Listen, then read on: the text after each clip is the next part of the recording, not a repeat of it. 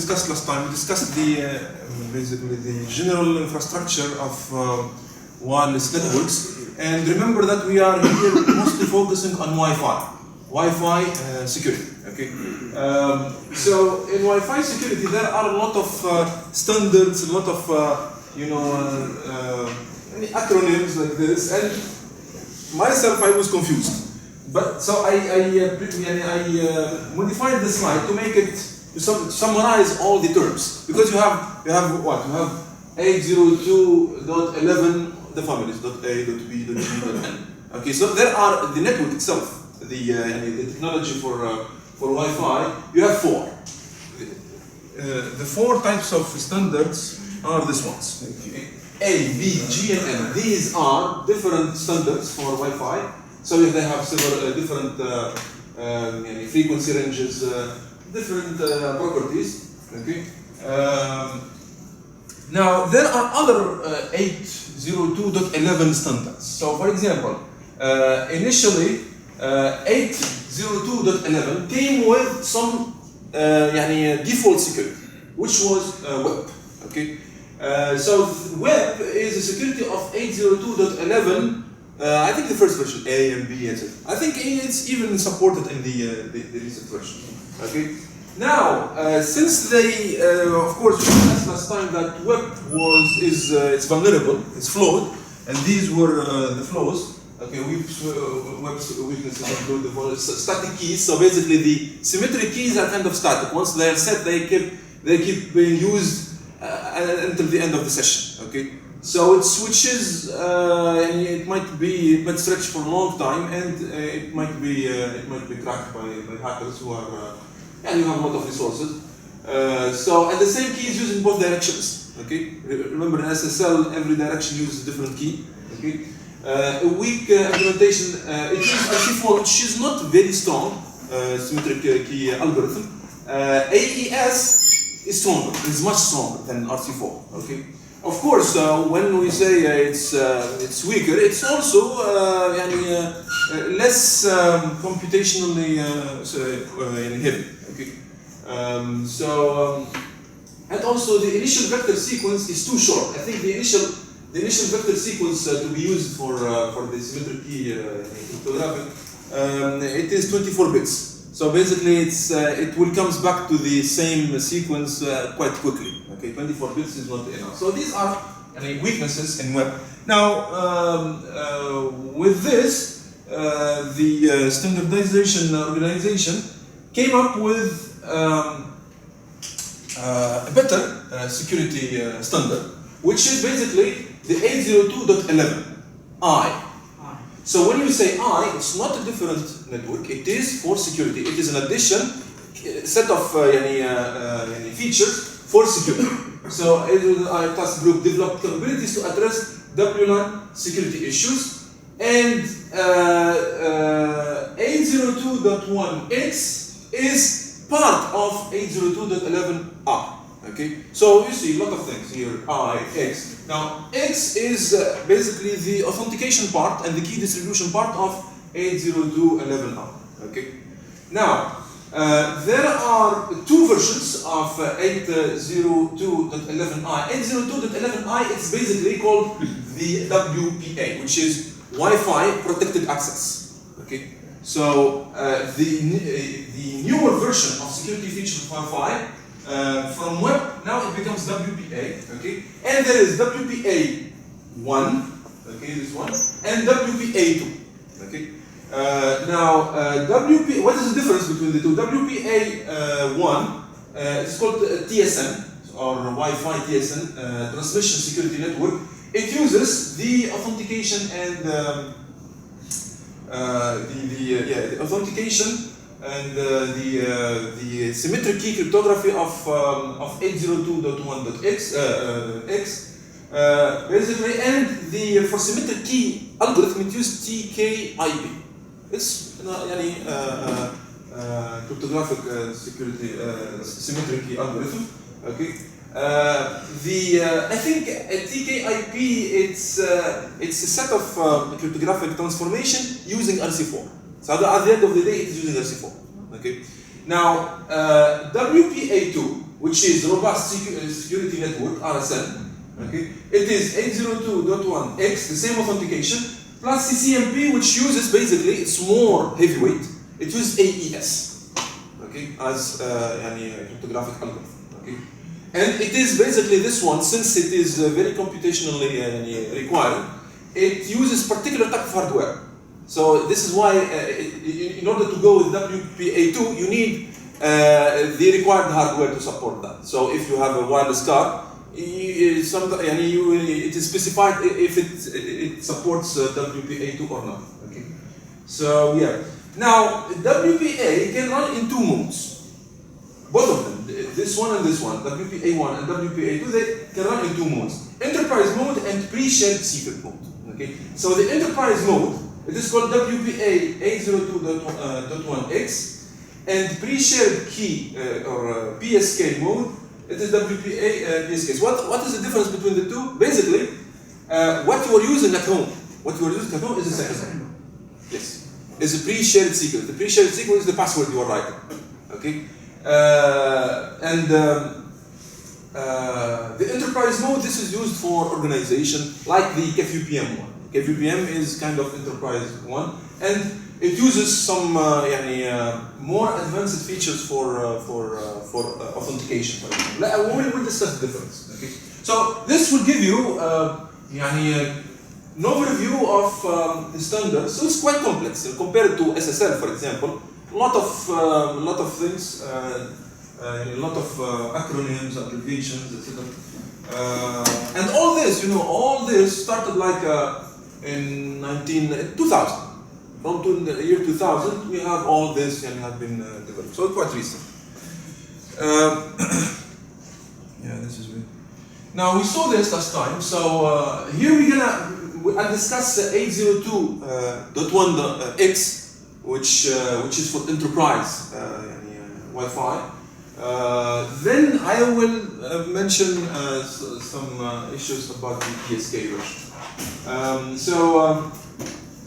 So in RSN, our Robust Security Network, access control is implemented through port-based access control. We will see it. Authentication is through EAP, okay, Extensible Authentication Protocol, and confidentiality, as I told you, basically the symmetric cryptography, either use TKIP or CCNP for WPA1 and WPA2. So here. Also, the set of algorithms use it for each one. Okay. Anyway, now how it works? The first step. So here you have, this is what? This is station, the wireless device. Okay. This is the access point, the router or whatever, and this is authentication server. So authentication server normally in the PSK version, where in your home network, for example, wireless network, you don't need the authentication server. Okay, and then the end station, the other station with which the first station needs to communicate. So we have the discovery phase where you discover what is the access point, and then you do an association. Remember the association we discussed last time? Association with the access point. Okay. Then the authentication phase. Then key management. Key management is an important feature of WPA for 802.11i because it was a weakness in web. Basically, in web, when a key is generated, okay, it keeps being used for a long time. So it is not even updated. Okay. Now this is a major issue, and in this new standard WPA. They fixed that, and you have complete process for the key management. Basically, how keys are updated, etc. And then the data transfer, data communication, protected data communication. Now, here's some details. I will not enter through all these details. So basically, this phase is for the discovery and the association. Okay, you see here open system authentication response, but all this is for discovery and association. Okay, so then the authentication phase. So authentication phase basically in SSL, how we get authentication, how hosts are authenticated to each other, how the client is authenticated to the server is authenticated to the client. Through what? Certificates. PKI. Okay, PKI. Okay, public key infrastructure. Now, give me another way of authentication. Diffie-Hellman, this is key agreement. Key agreement, it's also partially. Yeah, exchanging keys. But you know, with Diffie-Hellman, you need certificates. Yes. You need. Yeah, PKI. If you have PKI, you can do it with Diffie-Hellman, you can do it with RSN, whatever. Okay. What else? If you need to authenticate, basically, if you either you have a right certificate to authenticate yourself, or you need to type in a password. You need to have, you will be prompted to type something, and then you will write that. Now, the protocol for authentication is the EAP, and this is another confusing part because when you read the book now, it is. You read the sections, and then if you are looking where exactly the authentication happens, you will not find it. Why? Because EAP here, this is the authentication phase basically, with all this. EAP is not an authentication protocol. It is a protocol through which we do authentication. Basically, it's like a platform, and then you need the actual authentication technique to. It will allow you to exchange authentication packets, but it is not by itself an authentication protocol. Okay, so this is the confusion. When you read the book, it looks to you that EAP is the one who is in charge of that, but no, you need something else. Okay. Why do you use it? Huh? Why do you use it? It's not an authentication protocol. Now here it's basically for compatibility. We need the same platform or infrastructure, and then you add to it whatever authentication mean you use, and it's a matter of changing just that. So yeah, EAP is just a transport protocol optimized for authentication. So since 802.1x is using EAP, multiple different authentication schemes may be used. Now, with EAP, you can use, for example, MD5 challenge, which requires username and password. So here, if you are using this, if you are connecting to wireless network, enterprise wireless network, it will ask you for a username and password. Okay. And then there is also a lightweight EAP, username and password combination sent to authentication server. So here it uses radius server, which is authentication server for authentication. EAP TLS. So here it's TLS on top of EAP. Okay, so creates a TLS session with an EAP between the supplicant and the authentication server. Supplicant is what? Huh?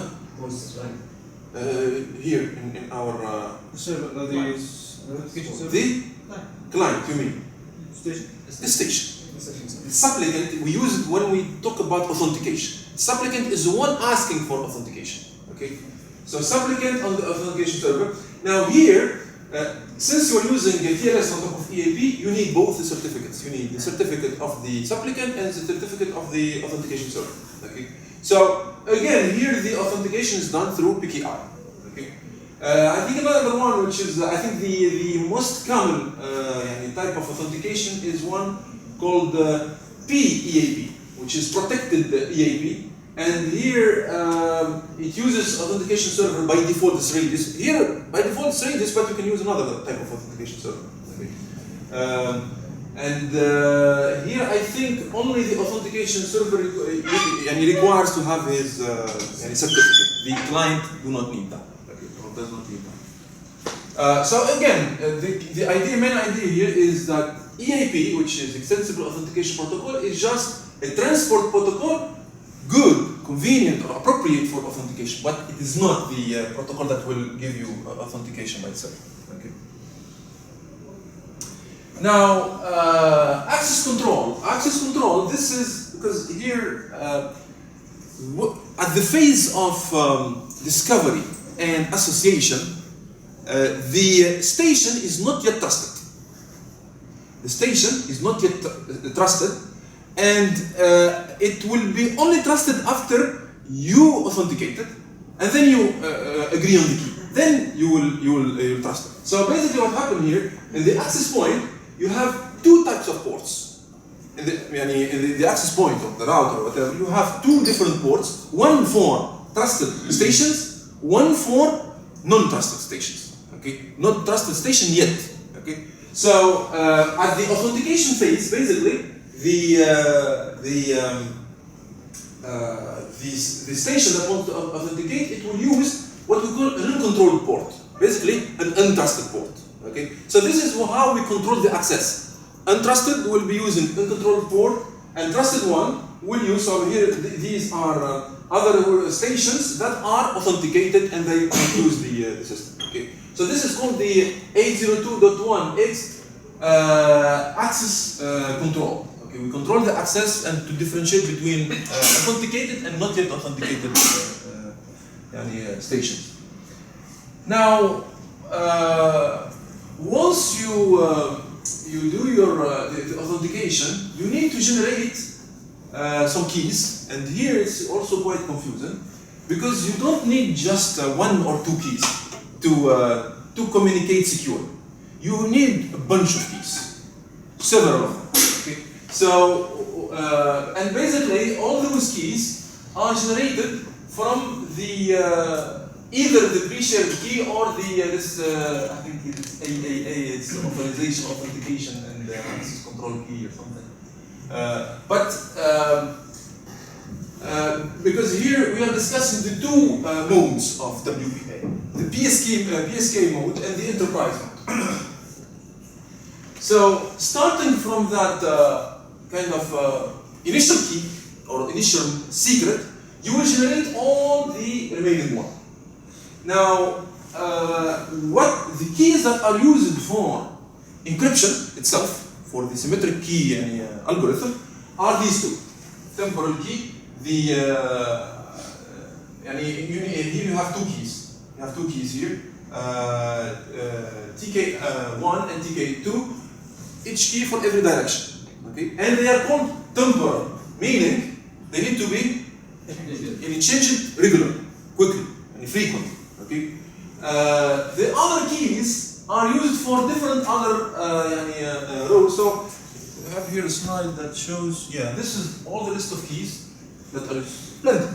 Okay, not just. So basically, here you have AAA key, authentication, accounting, and authorization key. Use it to derive the PMK. So both of these, PSK and this key are used to generate the pairwise master key. Okay.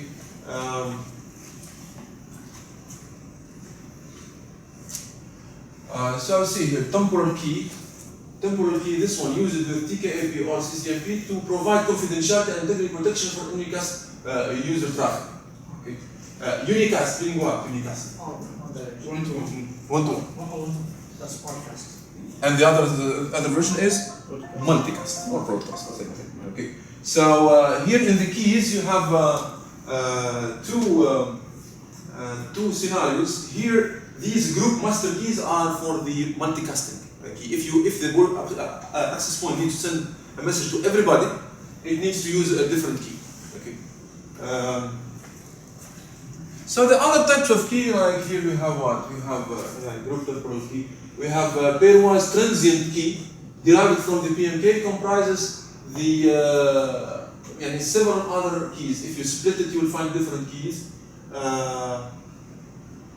Pairwise master key used with other inputs to derive the PTK, which is the PTK pairwise transient. So a bunch of them.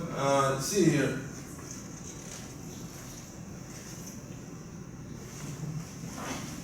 You have here key confirmation key, here key encryption key.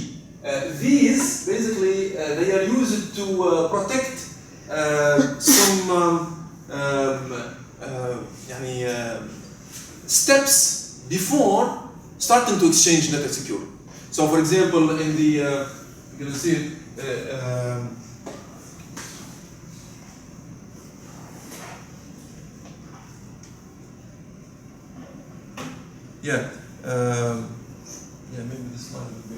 fine. So see here, from the master key, which is the pairwise master key, what you do, you both the supplicant or the station and the authentication server needs to agree on the PMK, which is the pairwise master key. Okay, and then starting from that, both of the application and the access point and the supplicant needs to agree on the PTK. And the process to go from to agree on the PTK, it is done through a four-way handshake. There is a process of exchanging random numbers, okay, and then to agree on the PTK, and then from that PTK you generate your temporal keys and all the keys you need really for integrity and for confidentiality. So this four-way or this four-way handshake, which is basically here, this is the four-way handshake.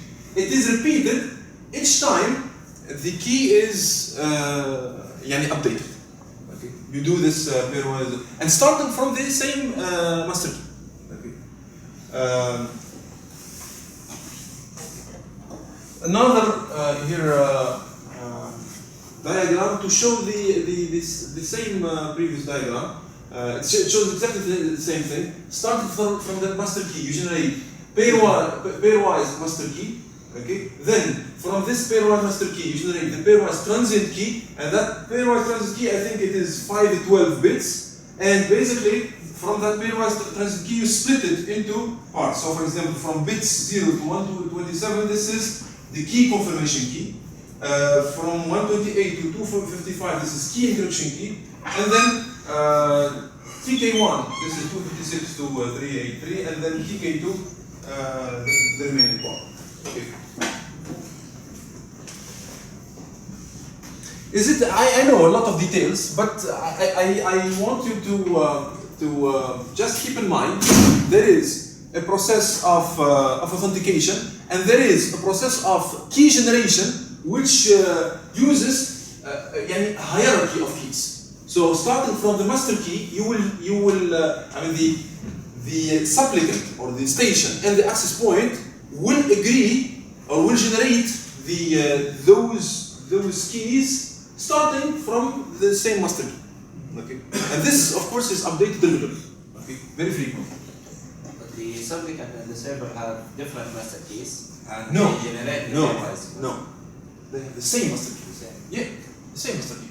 And when you here the simple version here, the simple version is when your pre-shared key is the password you are writing when you log into your home network, okay, your home wireless network. The same shared key is also known by the access point, right? You type it when you configure your router. Okay, so it is the same. So they will generate the same pairwise master key and the same pairwise transient key. Since all that is here, I think to go from the pairwise master key to the pairwise transient key, both the station and the authentication server or the access point, they will exchange nonces. Nonce, you know what's nonce? It's like freshness. Huh? Random number, like freshness, the random number of freshness. Okay, so basically the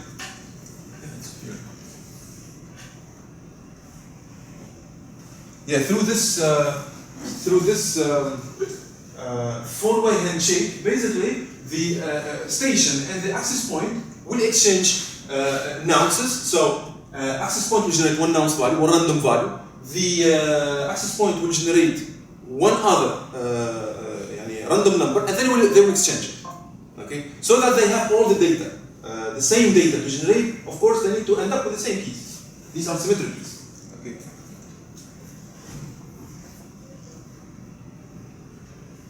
Anyway, so all this is the 8. This is common in WPA, WPA1, WPA2, both in the PSK pre-shared key and the enterprise version. Now, what is the thing you don't have in What is the feature you don't have in the home version of WPA? This is the home version. This is the enterprise version. Okay. The version you don't have in the PSK is the authentication phase of EAP. I mean, if you have a wireless router at home, do you need a radius? Do you have a radius authentication service? You don't. Okay. So basically, this step, these authentication steps using EAP, they are specific to the enterprise version. Okay.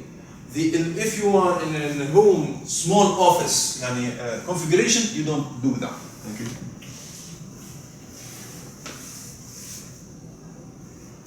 Yeah, so WPA-PSK, which is the small version. So with WPA-PSK pre-shared secret, you configure each node with not with an encryption key, but rather with a plain English passphrase.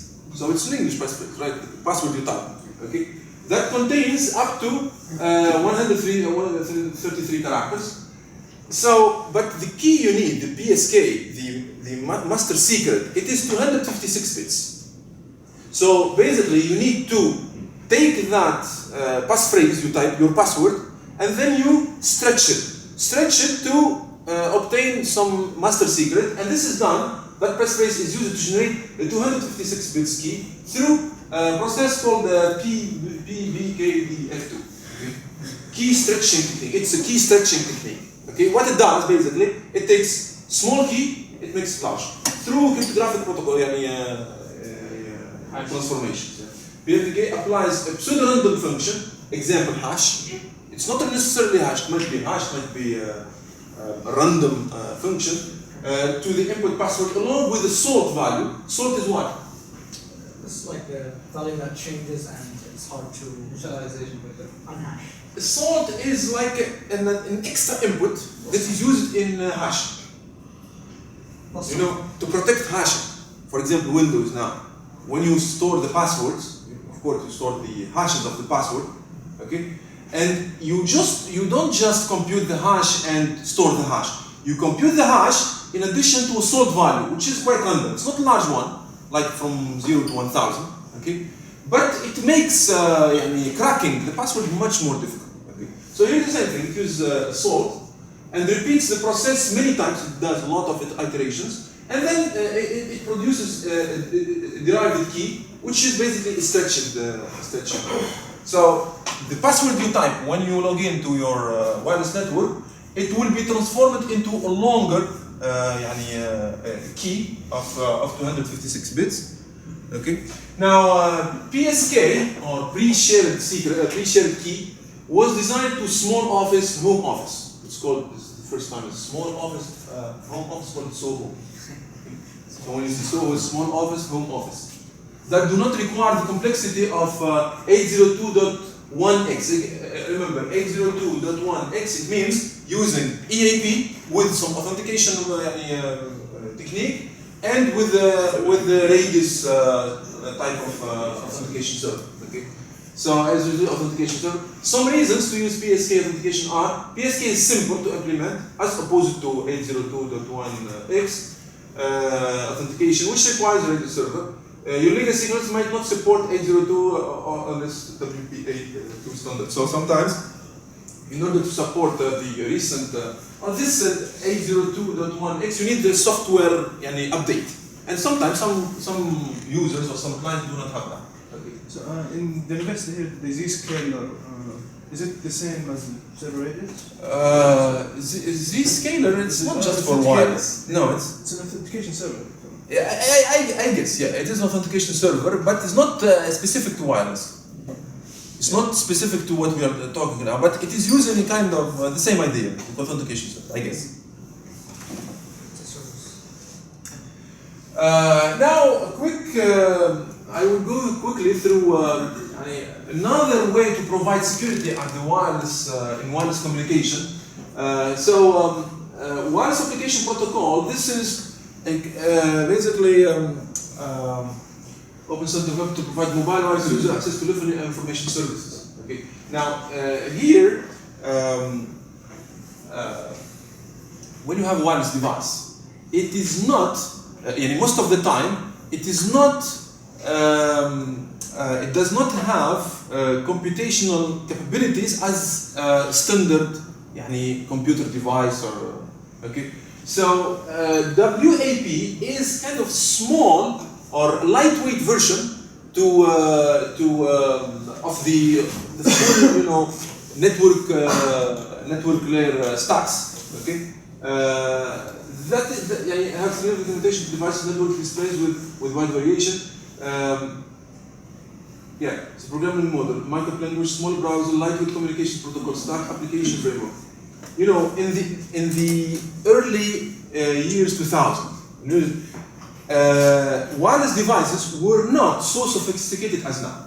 Okay, so basically, if you have a mobile phone and you need to get internet through that, you can do it, but you don't have the computational, a strong enough processor to go through all the processing you are doing with your normal network. So they designed basically a small version of HTTP, small version of all the communication communication protocols to allow those low processing devices to exchange data. Okay. Now this is called WAP, Wireless Application Protocol. This is basically kind of a lightweight version of the web for low processing devices. Okay. And with that, they basically, to provide security, they provided also small version of TLS. They call it WTLS, which is TLS for that lightweight version of WAP. Okay. So provide security service between mobile devices and WAP gateway. Provide data integrity, privacy, authentication, data services based on TLS. So it's small version of or lightweight version of TLS or SSL, more efficient with fewer messages. So just use WTLS between the client and the gateway. So the rest of the slides are a description of this WTLS, very similar to what we saw in SSL. So you have secure connection, secure session. Remember the difference. So remember that slide with SSL. Basically, you need to open a session, and then through that session you can open a lot of connections, right? Yes. Okay. So the same principle here. And then it uses the same protocols. So basically, the handshake, the cipher spec protocol, the alert protocol, and then the record protocol. This is how user data is compressed. Then we add a MAC, then we encrypt it, and then we add the WTLS header, change cipher protocol, the alert protocol, and handshake protocol. So basically, it is a lightweight version of TLS. This is the handshake steps. Okay, authentication. These are the basically if there is a difference between the full-fledged TLS and this WTLS in the number of ciphers that are supported. Okay, so user certificates can occur with line. Is this protocol still alive? Or? It's even if it is still alive, but it is dying. It is dying because wireless devices now have enough processing capabilities to allow them to use the full-fledged TLS and protocols. So these are just description of those WTLS algorithms. So encryption can be IC5, DAS, 3DS, IDA. So to summarize, in this lecture, we saw the infrastructure of wireless networks, and then what you should keep in mind is that the initial version of Wi-Fi standards, the security is not that efficient. This is why we had the WPA and then WPA2 and all the security improvement. And you should distinguish between the enterprise implementation of that and the home or small office implementation. Okay.